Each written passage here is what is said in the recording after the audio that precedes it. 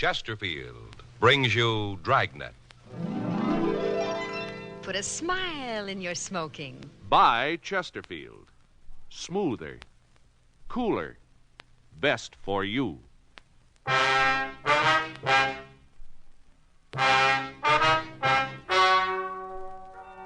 Ladies and gentlemen, the story you are about to hear is true.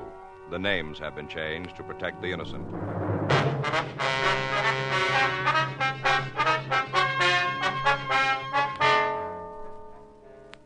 You're a detective sergeant. You're assigned to Internal Affairs Division. A man who claims he's a policeman has been accepting bribes in your city. Evidence points to the fact that he is an officer. Your job? Check it out.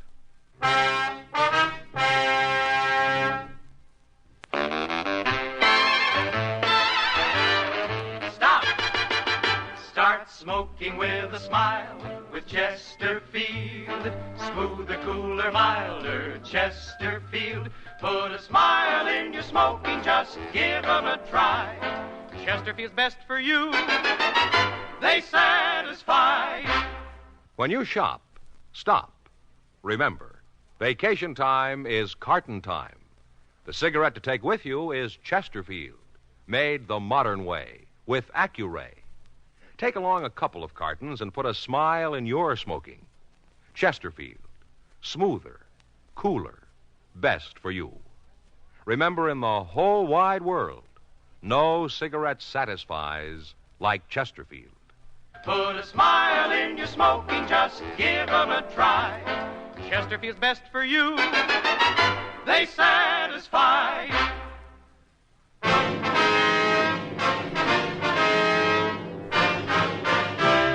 Dragnet, the documented drama of an actual crime. For the next 30 minutes, in cooperation with the Los Angeles Police Department, you will travel step by step on the side of the law through an actual case transcribed from official police files. From beginning to end, from crime to punishment, Dragnet is the story of your police force in action.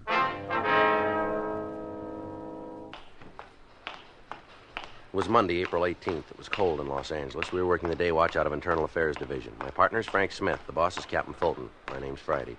I was on my way into the office, and it was 7:58 a.m. when I got to room 36, squad room. Good morning. Hi. We keeping you up?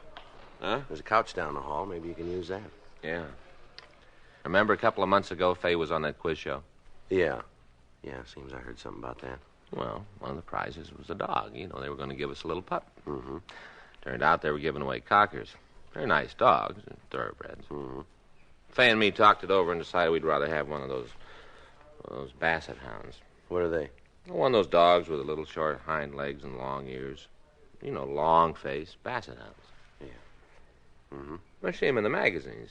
You know, they got sad eyes, always look so sad. Yeah. Well, they're hard to get. We had to wait a while. I got the call Saturday.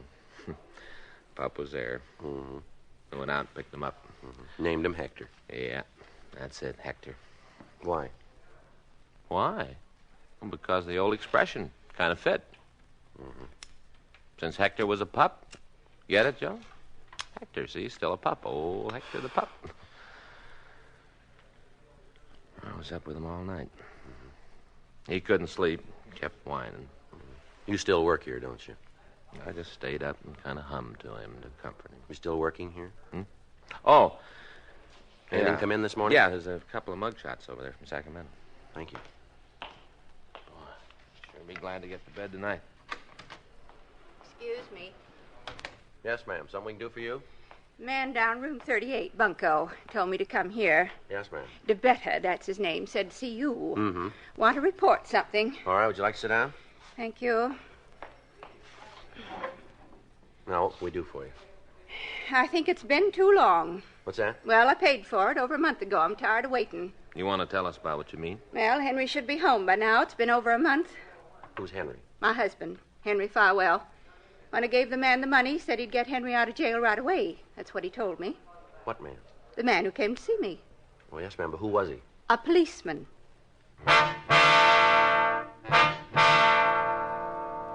8:12 a.m. We continued to talk to the woman. She identified herself as Mrs. Henry Farwell, and she gave us the full story. When did this man approach you, ma'am? Just a minute, Mr. Smith. I got it all written down. Ma'am? Got it right here in my bag. Yep, here it is. March 6th. That's when I met him. Where was that? What? Where'd you meet him? He come to the house, my house. Told me he wanted to talk to me about something. Said it was important. Mm-hmm. I didn't know him. There wasn't any reason he'd have anything important to talk to me about. But he said he knew the mister. You mean your husband? That's right, Henry Farwell. Is he in prison? Yes. Been there for 3.5 years. We don't like to ask this, Miss Farwell, but it's necessary. Burglary. That's what he was convicted for. Judge told him he'd go to jail for 5 years to life. Mm-hmm. Was this the first time he's been in jail? I thought so. First, I thought it was all a mistake. They was wrong about the mister. Yes, ma'am. They weren't. Came out in the trial. Seems he'd done the same thing before, twice before. I see. I didn't know about it when we got married. Didn't have any idea. Mm-hmm. The mister's my second husband. Mm-hmm. First one died 10 years ago. Woman my age gets lonely. So when Mr. Farwell asked me to marry him, I said yes. Then I found out about the stealing. Mm-hmm. Miss Mann said he knew your husband, is that right? That's right.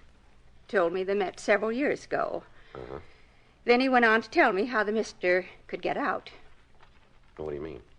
The way he told it, if you had friends who knew the right people, you could get out of jail. What's that? If the right people were paid, a man could get out of prison. Uh-huh. And he wanted you to give him some money? Not at first. When he came to the house at the beginning, he didn't even mention it, not at all. When did he bring it up? Oh, about a week later. Came over in the afternoon. I was out in the yard, and he said he'd met the people who were important, the ones who could get the mister out of prison. Did he say who these people were? No, just told me he'd met 'em. Mm-hmm. Now, what happened then? Well, on March 14th, he told me that it could be arranged for the mister to get out of jail. Tell me, did he tell you how this could be done? Well, from what he told me, he'd talk to the right people. That's the way he said it, the right people. I see.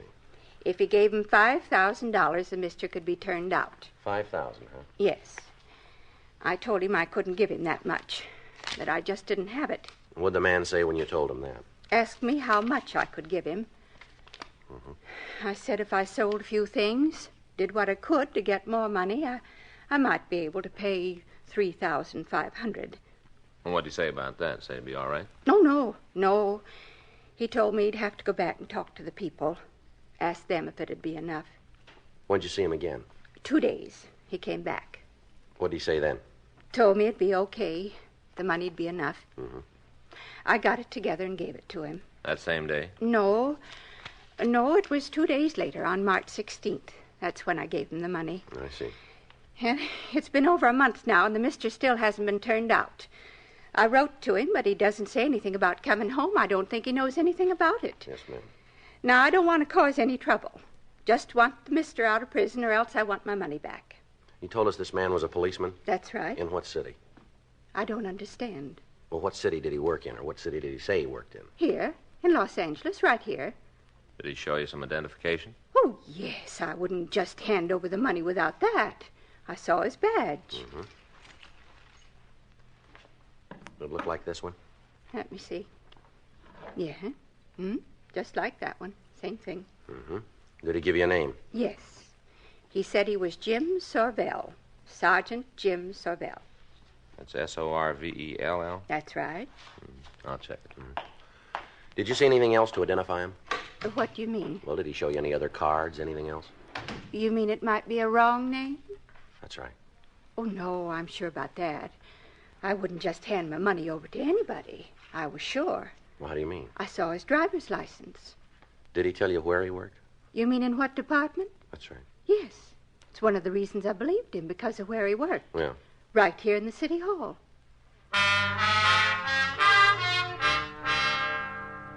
While I continued to talk to Mrs. Farwell, Frank put in a call to personnel. 3 minutes later, he called me out into the hall. Let me close the door. What do you got? Well, I checked the personnel records. Yeah, what'd you find out? Looks like she was telling the truth. What? There is a Jim Sorvell. City Hall? Well, closer than that. Huh? Auto theft detail.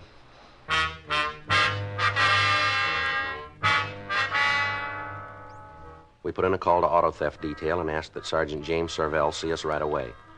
While the victim waited in the squad room, Frank and I took the officer down to the interrogation room. Go ahead, sit down, Jim. Yeah.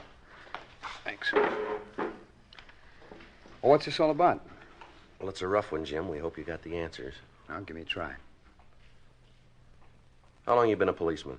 12 years. How long you been working auto theft, Jim? 2 years this time.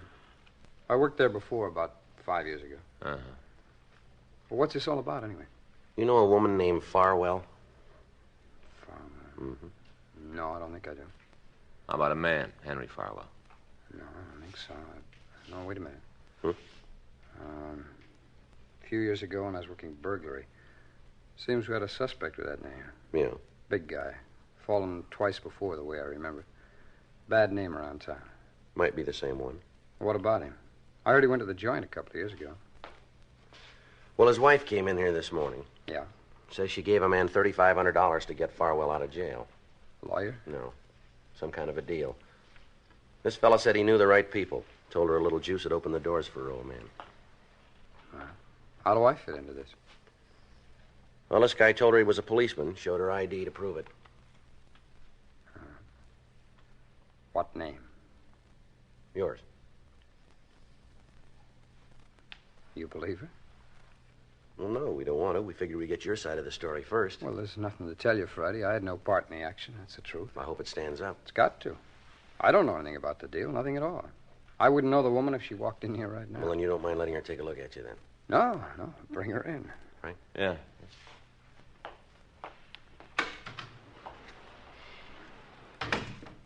How'd she happen to pick me? Told us the fella that took her gave your name. Must be a goof up someplace. Mm-hmm. You got your driver's license? Yeah. Want to show it to me? Sure.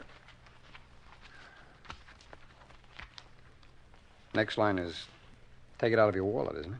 I don't like this any better than you do, Jim. Yeah. Here you are. You got your badge on you? Yeah. You want that, too? Well, I want to see it. All right.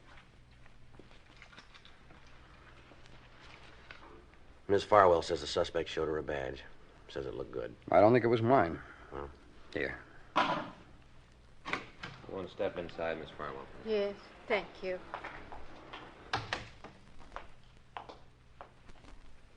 All right, Miss Farwell. You know this man? Yeah? Seems I've seen him someplace before. Yes. Now be careful and look carefully. Do you know where you've seen him? I'm trying to think. Take your time. Be sure. Yes, ma'am. Please be sure. Yeah, hair's a little shorter. Had a mustache before. But I can tell. I can tell for sure. What's that? He's the one that took my money.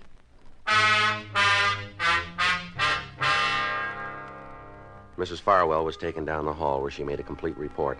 We continued to interrogate Sergeant James Sorvell, but he maintained his innocence. He was suspended from the police department pending an investigation by our detail and the district attorney's office. A week went by. During that time, we talked to Sorvell's friends and the men he worked with. His financial condition was investigated. He owed some money, but he was not behind in his payments. His bank account didn't show any large deposits, and from what we could find out, he was not living beyond his means. If he was guilty, he hadn't spent any of the money that he'd taken. We asked the stats office to make a run on con men who had used a similar approach. They came back with a list of 18 possible suspects. We pulled the mugshots from the packages on the men, and we drove out to see Mrs. Farwell. She showed us into the living room of a very small house. Now then, what is it this time? You come to bring my money back? No, ma'am. Well, when am I going to get it? Seems like a long time. The mister's still in prison, and I haven't got my money. Yes, ma'am. We'd like you to look at some pictures, if you would. What for? We'd like to see if you recognize any of the men. Sure, I got nothing else to do. Let's see 'em. There you are, ma'am. Mm-hmm. Yeah. Mm-hmm. Yes, sir. All right.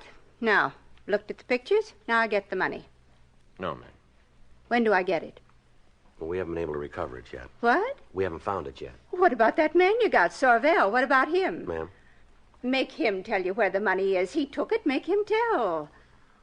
From what we've been able to find out, he hasn't got it. Now we get down to cases, huh? What's that? Let's lay the cards on the table. I'm getting pretty mad about it. When I first came to see you, I wanted the money back. Either that or to have the mister out of prison. Either one. It didn't much matter which, but I did want one of them. Yes, ma'am, I understand. Now, you've got the man who took the $3,500. Got him in jail. And you tell me you can't find the money. Is that right? Yes, ma'am, that's right.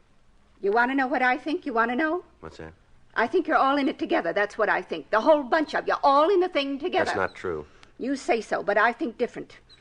Now, I'm going to tell you something, Mr. Friday. I'm not going to wait any more. I want the money back or I'm going to the newspapers again. I'll tell them what's happened. They'll get me some action. Now, just a minute, Miss Farwell. No, I won't. I've done all my waiting already. You think that just because I'm an old woman you can push me around. Well, you just got another think coming. I want that money, and I want it right now, and if I don't get it, you're going to be in a lot of trouble. We're doing everything we can to get your money Well, then back. you better start doing more, because I'm not happy at all. All you cops, you stick together. Well, this time it's not going to do you any good. You don't understand, Miss Farwell. I think I do, maybe too much. I'll tell you what I'm going to do. I'll give you just 3 days to get that money back, or I'll scream my head off to the newspapers. You've got the man in jail. Next thing, you'll be telling me he didn't do it. We're not sure he did. Uh-huh. Well, he did. I guess I know. I'm the one he stole from. He's the man, and I want to see him in prison, too. Well, if he's guilty, that's where he'll go. I'm telling you he is. What more do you need? Just one more thing. What's that? Proof.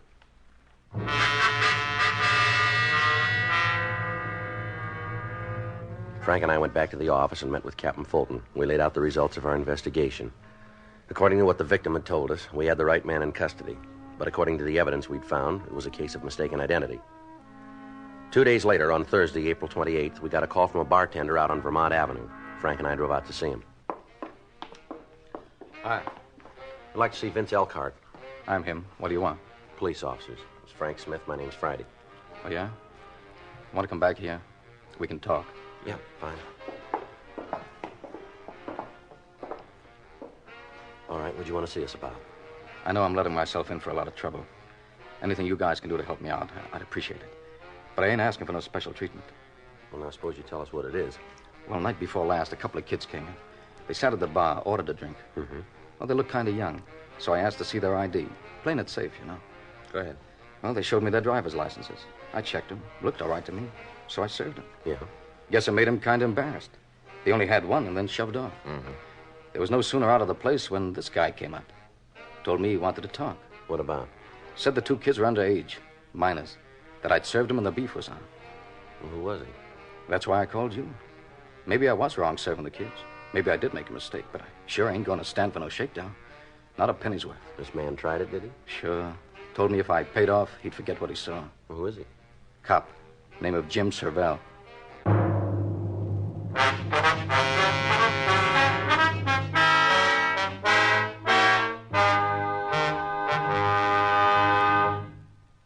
Put a smile in your smoking. Next time you buy cigarettes, stop. Remember this. It's today's biggest cigarette news. Chesterfield is made the modern way with Accuray.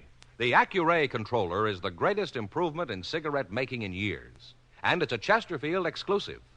This amazing quality detective electronically checks and controls the making of your Chesterfield, giving a uniformity in smoking quality never possible before. So buy Chesterfield today. For the first time, you get a perfect smoke column from end to end. A perfect smoke column from end to end. From the first puff to the last puff, your Chesterfield smokes smoother. From the first puff to the last puff, your Chesterfield smokes cooler. From the first puff to the last puff, Chesterfield is best for you. Next time you buy cigarettes, stop. Remember, Chesterfield is made the modern way with Accuray. Put a smile in your smoking, just give 'em a try. Light up a Chesterfield, they satisfy.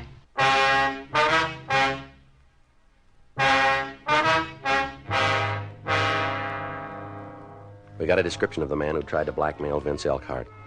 It matched Sergeant Jim Sorvell. While I continued to talk to Elkhart, Frank put in a call to the policeman and asked him to come over to the bar. It took him 12 minutes to get there. He was brought into the place and confronted by the bartender. Would you turn around? Sure. How's that? Uh-huh. Yeah. How about it? Isn't any doubt as far as I'm concerned. No. He's the wrong man.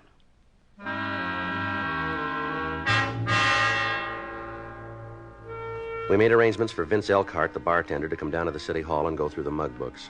He was unable to find a picture of the suspect. We contacted CII up in Sacramento and asked them to check their files. Thursday, 5:30 p.m., we returned to the bar. No. Come right down to it, I guess I should have known he wasn't a cop. Should have known it all along. Have you seen this fellow before? I'm not sure about that. Seems like I might have, but I can't be sure. Mm-hmm. We do a pretty good business in here. A lot of people. He might have been around, but I can't name a date or time. Was he with anybody the night he was in here, do you remember? I don't remember. Matter of fact, I don't even remember him coming in. Just all of a sudden, after the kids left, he was at the bar, tossing me the pitch. Mm-hmm. Really saddened me to think a cop would pull a stunt like that. What'd you tell him when he asked you for the payoff? Said for him to get out of the place. That if he was going to make a pinch, to go ahead and do it, or else clear out. Did he leave? Yeah. Said I didn't give him any choice. Walked out. Hello. Yeah, that's right. Just a minute. Hey, Vance, Yeah? catch the phone, will you? Yeah. Excuse me. Yeah, go right Sure, ahead. go ahead. Hello? Yeah, that's right. Who? Oh, yeah. Mm-hmm. I don't know. Yeah. No, I understand. Uh-huh. Well, it's nice of you. Sure, I thought about it. Okay. Yeah. Goodbye.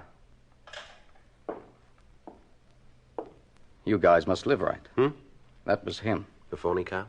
Yeah. He'll be right over.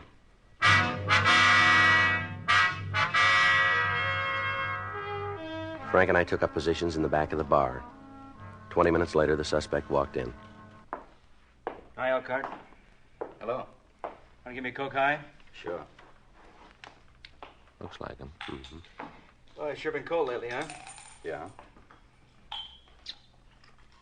Not doing much business. Slow night. Here's your drink. Thanks.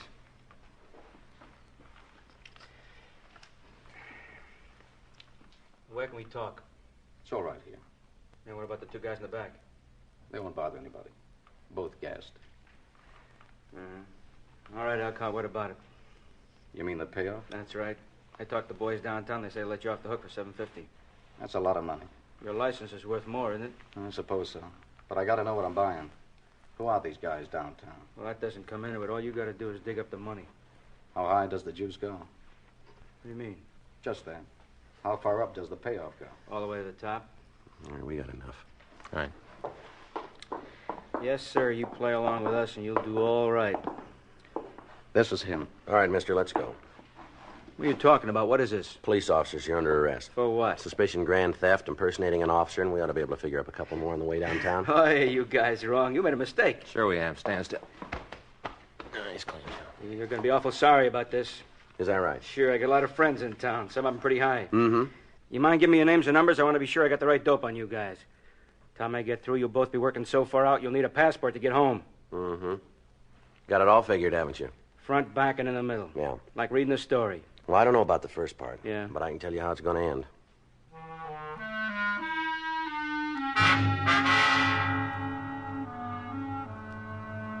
The suspect was taken down to the city hall. He refused to give us his name, and a thorough search of his person failed to turn up anything to aid in identifying him.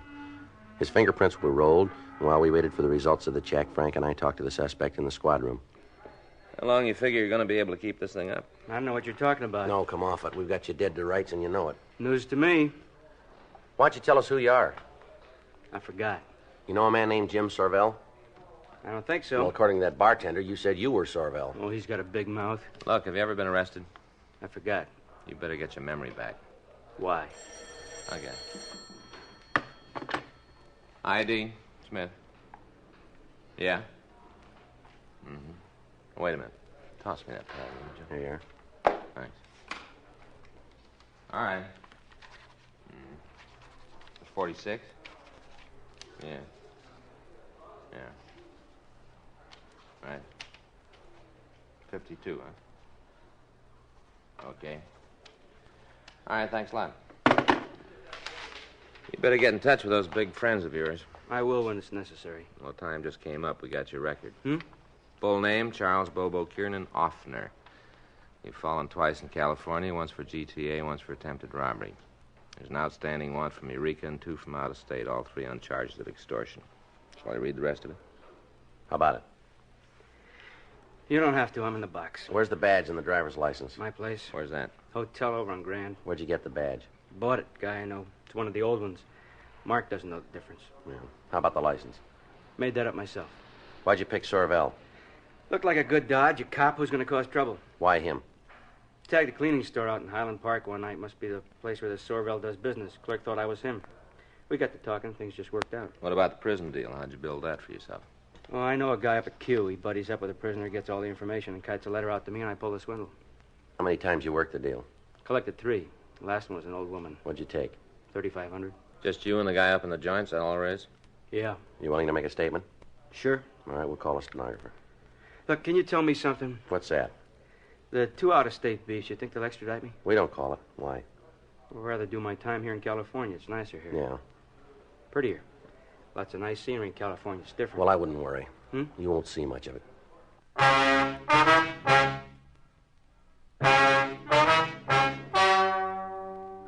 The story you've just heard is true.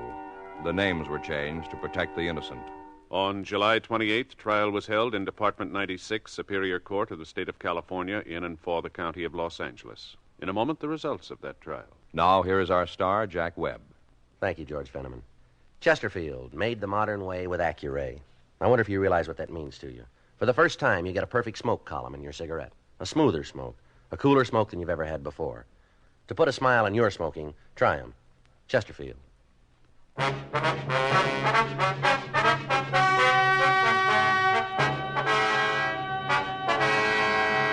Charles Kiernan Offner was tried and convicted on grand theft money, 3 counts, and received sentence as prescribed by law. Grand theft money is punishable by imprisonment for a period of not less than 1, nor more than 10 years in the state penitentiary. Sergeant James Sorvell was reinstated in his duties with full back pay.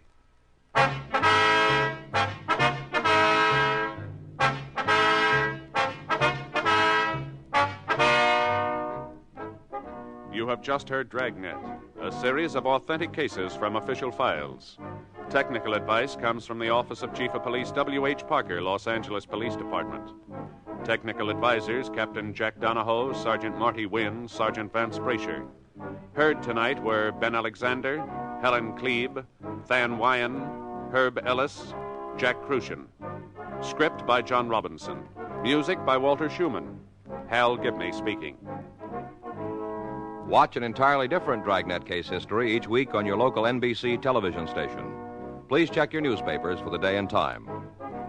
Chesterfield has brought you Dragnet, transcribed from Los Angeles.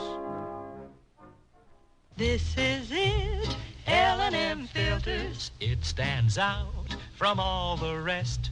Miracle tip, much more flavor. L&M's got everything. It's the best. Yes, L&M's got everything. Superior taste, superior tobaccos, superior filter. It's the miracle tip, pure and white. Buy L&M, America's best filter tip cigarette. Hear Dragnet next week, same time, same station.